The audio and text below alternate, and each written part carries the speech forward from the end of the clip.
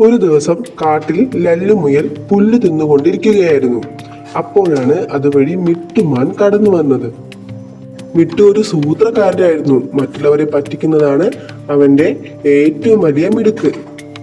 അല്ല ചങ്ങാതി, നീ ഇവിടെ ഉണക്കപ്പുല്ലും തിന്ന് നിൽക്കുകയാണോ?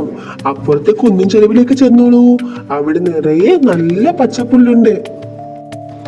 മാൻ പറഞ്ഞു. പച്ചപ്പുല്ലോ? ഈ വെയിലത്തോ? മുയൽ ചോദിച്ചു. ആ ചങ്ങാതി, നിറയെ പച്ചപ്പുല്ലുണ്ട്. ഈ വെയിലത്ത് അത്ര ദൂരം പോകാനൊന്നും ഞാനില്ല.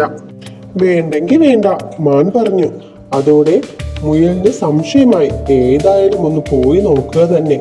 പാവം ലല്ലുമുയൽ ആ വെയിലത്ത് ചാടി ചാടി കുന്നിൻ ചെരുവിലേക്ക് നടക്കാൻ തുടങ്ങി.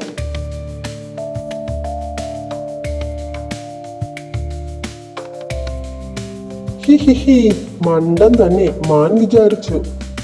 ലല്ലുമുയൽ നടന്ന് നടന്ന് കുന്നിൻ ചെരുവിലെത്തി. ഇവിടെ പുല്ലുമില്ല, ഇലയുമില്ല.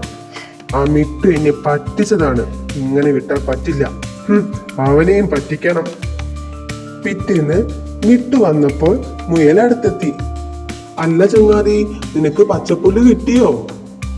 മാൻ ചോദിച്ചു. ആ ചങ്ങാതി, അവിടെ നിറച്ച് പച്ചപ്പുല്ലുണ്ട്. ഇനി മുതൽ ഞാൻ എന്നും അവിടെ പോവും, ലല്ലുമുയൽ പറഞ്ഞു. ഞാൻ ഇവനെ പറ്റിക്കാൻ പറഞ്ഞ കാര്യം സത്യമാണോ? മിട്ടുമാൻ വിചാരിച്ചു. എന്തായാലും അവിടെ ഒന്ന് പോയി നോക്കുക തന്നെ.